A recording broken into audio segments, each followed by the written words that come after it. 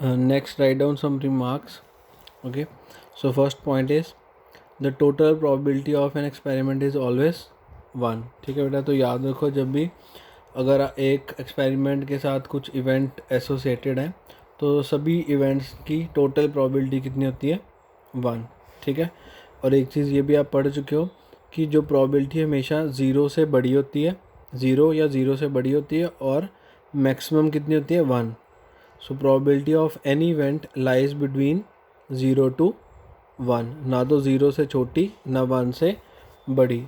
तो अगर किसी क्वेश्चन में अगर आपकी प्रोबेबिलिटी नेगेटिव आ रही है या 1 से ज़्यादा आ रही है तो मीन्स आपने कहीं गलत सॉल्व किया. ठीक है, so next remark is probability of sure event is always 1. ठीक है, ये अभी हम पढ़ चुके हैं. Next, probability of impossible event is always 0. ठीक है, तो उसको आप पॉइंट्स की फॉर्म में एक बार लिख लो. ठीक है, नेक्स्ट इज कॉम्प्लीमेंट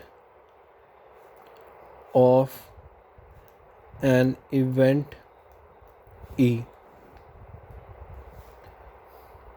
ठीक है, सो कॉम्प्लीमेंट, किसी एक इवेंट का कॉम्प्लीमेंट क्या होता है. Okay, so it is represented by E bar.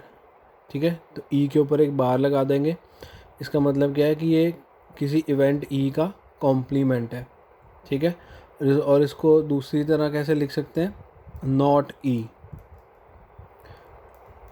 ठीक है, नॉट ई. अब इसका मतलब क्या है, मैं आपको एग्जांपल से समझाता हूँ. ठीक है, एक हमने इवेंट ई बनाया था. क्या था, number obtained on a die is more than 4, 4 से ज़्यादा. ठीक है, अब ई डैश क्या होगा, मीन्स कॉम्प्लीमेंट ऑफ ई क्या होगा, नॉट ई. ठीक है, तो इसका मतलब क्या होगा, number obtained is not more than 4. ठीक है, मीन्स उसका उल्टा, उसका कॉम्प्लीमेंट. ठीक है, नॉट ई. सो ये ई और ई डैश. ठीक है, तो इसका प्रोबेबिलिटी पे क्या फ़र्क पड़ता है. ठीक है, तो हमेशा याद रखो probability of E plus probability of E dash, दोनों की प्रोबेबिलिटी कितनी होती है, 1 के equal.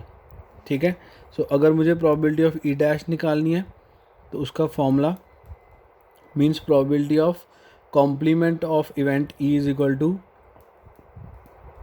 1 minus probability of E. ठीक है, सो ये कॉम्प्लीमेंट ऑफ इवेंट ई आ गया. ठीक है, और उसकी प्रोबेबिलिटी, तो ये याद रखना, probability of complement of E is equal to 1 minus probability of E. ठीक है, so this is important, mark this point.